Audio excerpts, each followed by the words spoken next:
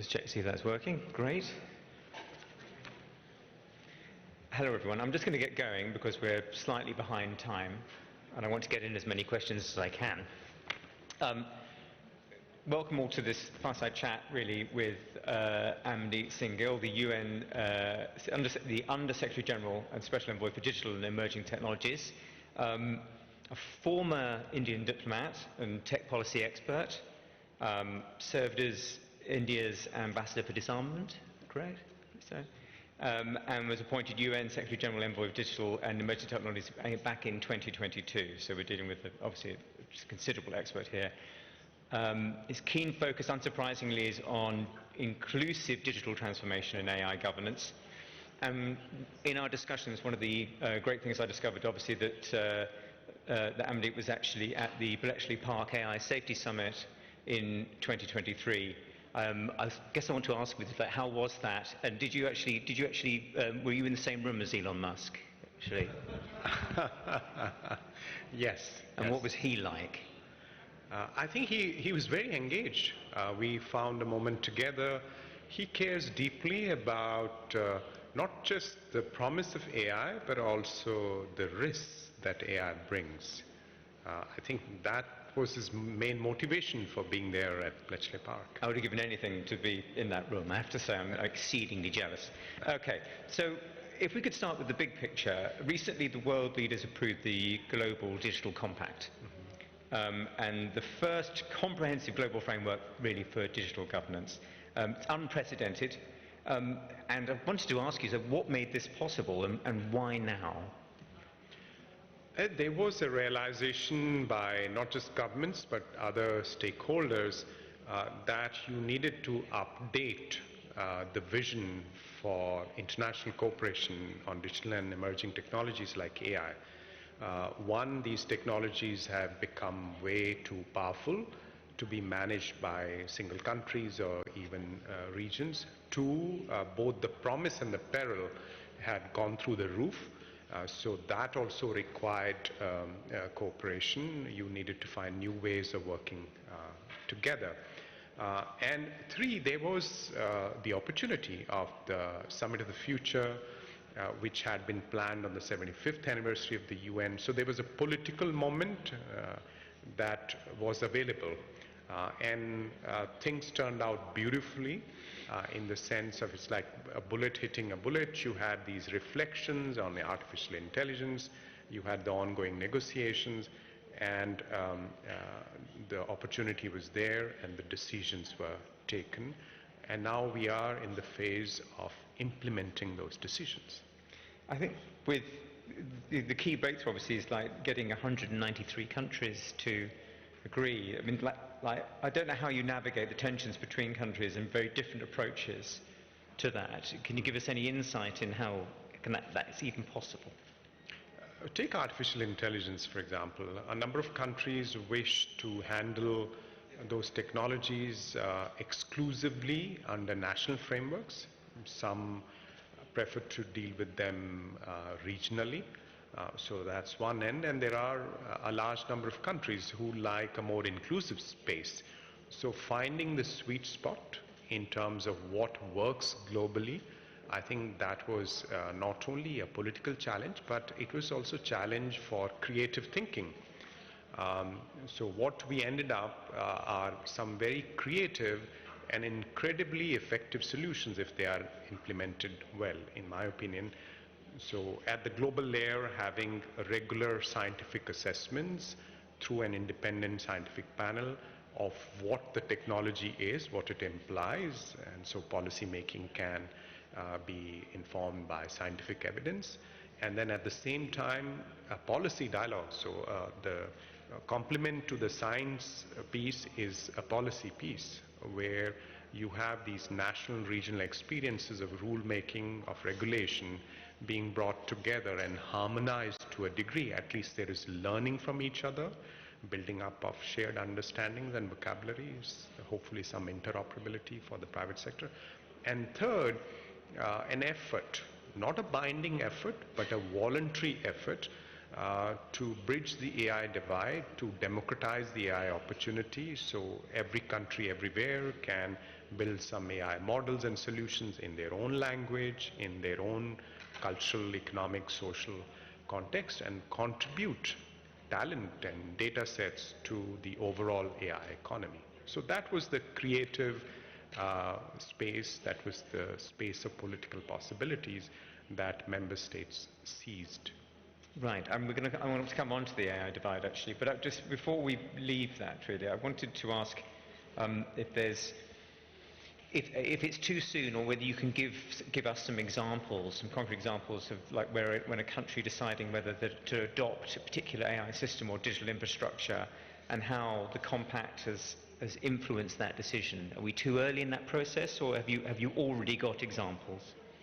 So I would say in my travels this year, Vietnam, India, Africa, several countries in Africa, and now Kazakhstan, Eurasia, I've seen that the Global Digital Compact, the work of the high-level advisory body on AI, is influencing how policymakers are thinking about these issues, and is also influencing how they are bringing together the challenges of AI infrastructure, AI talent, the interface with digital public infrastructure and data issues, by using the framework of the Global Digital Compact to think more comprehensively and not in a siloed manner, only about AI or only about data or only about connectivity. So I see more connectedness in thinking and in action thanks to that process. And one thing I want to talk about as well was the pace of this change, in terms of, before we get on to the divide itself, which obviously is part of the reason for it being, but as it's moving at breakneck speed and companies deploy models faster than governments can actually assess them, how do you design global governance mechanisms that keep pace with such technological change as well? So that's a huge challenge, and that's where, you know, this creative trinity of responses is interesting, because with the scientific assessments you have a degree of anticipation. Today you have a move into agentic AI, and tomorrow you may have systems that are actually connected to physical infrastructure that can close valves or open them and so on. So if you see this, then you can, oh, in my context, that means I must be more careful about introducing AI in critical infrastructure. So I must set the bar higher for those kind of AI models. So I think that allows us to respond to the pacing problem, as it's called. Technology moves faster than policy. And also learning from each other, because invariably you'll have some countries that are early adopters, and their fortunes or misfortunes can inform how you respond. So if we have this dialogue space where countries are genuinely sharing their experiences, then we can see, that didn't go so well, so let me, you know, respond accordingly. And finally, I think we need a capacity, a minimum national irreducible capacity to play around with AI in under controlled circumstances. So a minimum degree of compute to develop models of your own, or to tune models developed elsewhere to your own data sets. A minimum data storage capacity to store some sensitive data sets, national ID, health data, and so on. And a minimum degree of development talent, especially cross-domain talent. Take the example of Kazakhstan, where we are. Very advanced mining sector, oil and gas, other areas of dynamism in the analog economy. So if you could bring AI and computer science to those areas, or the talent in those areas into AI and computer science, you create a new domain specialization that allows you to benefit more from AI in your own context. So every country in the world has to do it, and this will allow you to kind of be more, in a sense, agile in terms of responding to opportunities and risks, because you've actually played with it and you have better understanding of what works and what does not work. Are you thinking of any regions in particular? When you mentioned early adopters and lessons to be learned from those, are you thinking of any countries or specific areas? I would say, Gulf, for example, is pushing very aggressively. UAE, for example, on AI adoption, even for legislative work, drafting of laws. Southeast Asia, countries like Singapore and Vietnam, pushing very hard. Even, South Asia, India, for example, pushing very hard to drop the GPU per hour costs below $1 so that you have more access to that infrastructure. And then there are, of course, the leaders, China, Korea, Japan, the US, UK, Germany, and France. So they are aggressively pushing the boundaries on many of these areas. The private sector is the key experimenter here. And I think we need to close the distance between governments and the private sector on the one hand, have more regular conversations on the economic impact, on the risks and so on. So more of a smart regulatory approach rather than a blunderbuss approach. And we also need to close the distance between independent experts, civil society and the private companies, because often they mark their own homework, but we need independent evals, as they are called, independent metrics of progress, risks and impact, so that when someone claims that this is going to transform the response to tuberculosis in South Asia or in Africa, we actually have ways to actually testing that out. We've mentioned the digital divide and the AI divide, so I want to pick your brains about this. So you've warned about this, the digital divide becoming an AI divide. And we're already seeing this, in my opinion anyway. Countries which lack basic digital infrastructure being left out of the AI revolution entirely. What is the UN strategy for preventing this? Is it realistic to expect developed countries to fund AI capacity building for developing nations or nations that are not as far advanced? Yeah, absolutely, because it's in their own interest. Because if we have this democratization of the AI opportunity, you have more data sets that are high quality, diverse, available for AI models. You have more talent, because talent is an issue in some parts, and Africa is a large talent pool, for example, yes, for the future development of AI. So this is not charity. This is a win-win kind of a situation. And frankly, if we find ways to channel hardware that is getting obsolete for the leading developers to those who can still use it beneficially in their own context, we also smoothen out the demand and supply of infrastructure over time. So these are kind of ways to look at it differently from the previous charity-oriented development cooperation paradigm. And the divide, what the UN is doing or thinking, so, I tend to describe it as a funnel. So at the lower end, you have the connectivity divide, 2.6, 2.7 billion people who are not on the internet. Then you have a divide around content.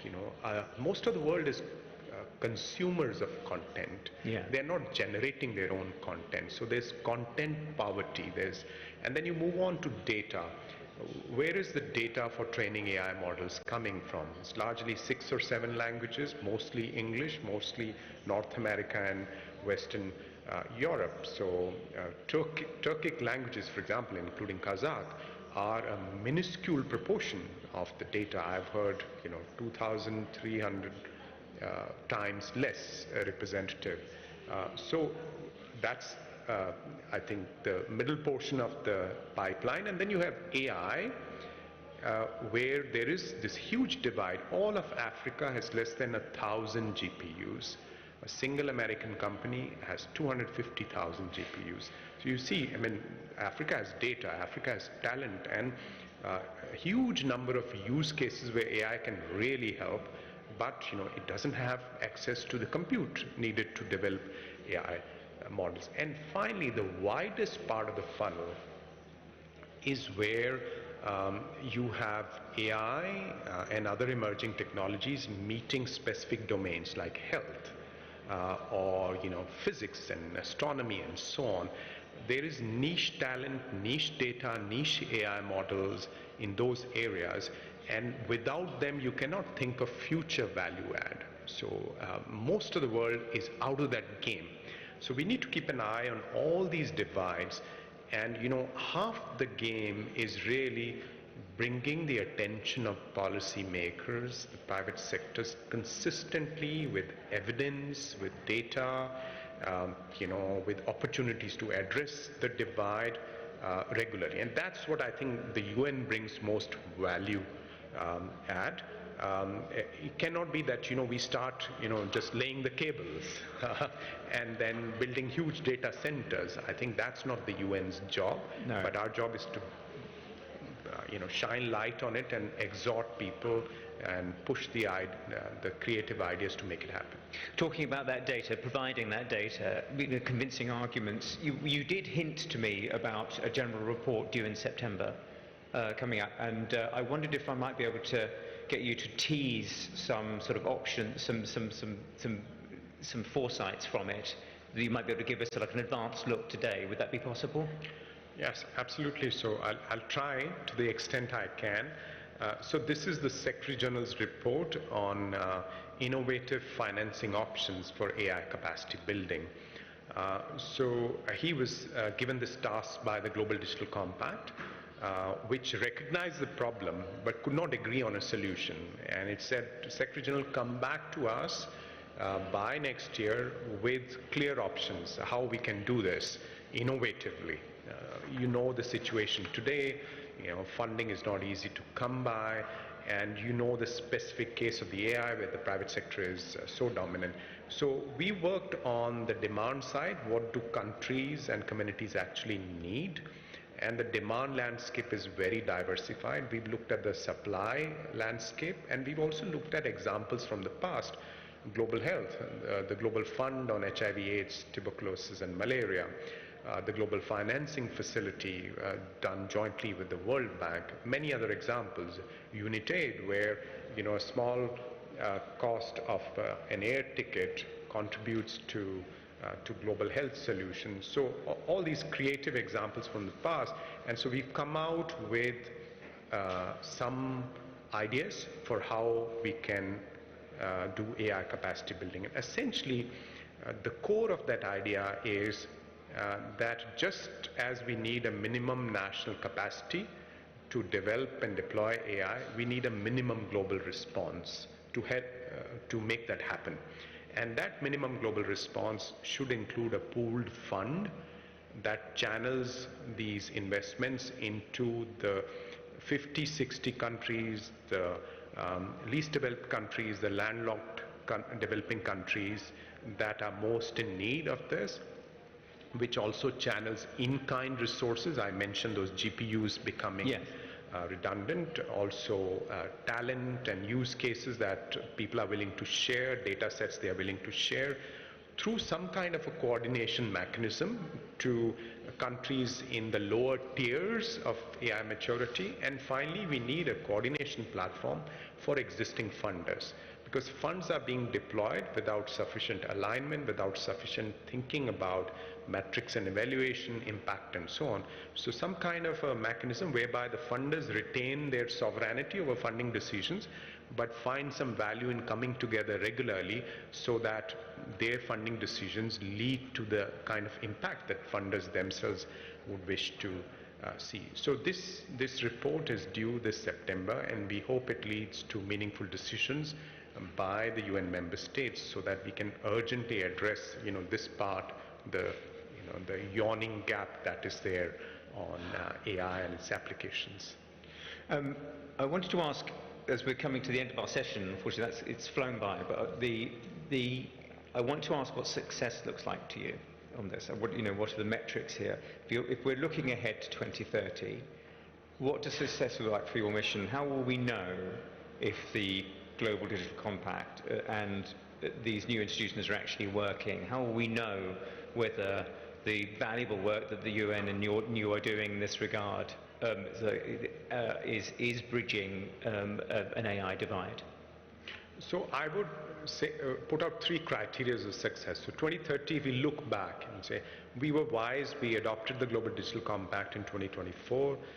We were wise, we took these decisions in 2025. And over the last 5 years, what we've seen is these regular scientific reports that have clarified the situation to us, have alerted us to some major risks, and we have responded accordingly.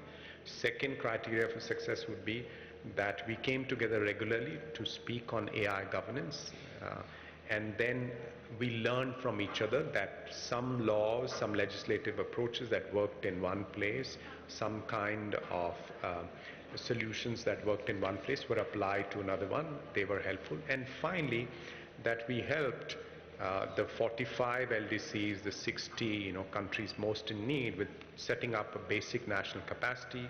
They've built data sets in their own languages, some low resource languages. They've started to have the critical mass of talent that's needed to drive the AI applications in their own national context. So I think I'd be happy if we can hit these minimum kind of success criteria. Of course, this technology is moving so fast. Just 2 years from now, we might be at a different level of risks and opportunity. There may be shifts in the job markets that we can't anticipate today. Yeah. So that might require a more robust response, both nationally and globally. So I hope that then we can use these foundations to draw up an architecture that's even more fit for purpose. Indeed, we're already seeing companies like Klarna sort of get rid of people with the AI, then actually hire people back in because they realize it's not working. Shopify we talked about as well, using that sort of bar. It's moving so quickly. I guess my last question to you, as we run out of time really, there are a number of global leaders here, there are a number of very influential people here, whether they're running countries, companies, or civil society organizations or whatever. What's the one thing you most need them to understand about this moment in digital governance? I think the most important understanding is that you can shape this. That often we have this feeling of helplessness, that this is happening too fast. It's happening in places where I'm not, some part of the Silicon Valley or other places. But I say that every country can shape this, how it impacts them, whether you rent AI, buy AI, or build your own AI, you can shape the AI future. So don't lose hope in terms of your agency over how this plays out. What a lovely way to end. Thank you very much, Amandeep Singh Gill. Appreciate it very much indeed. Thank you.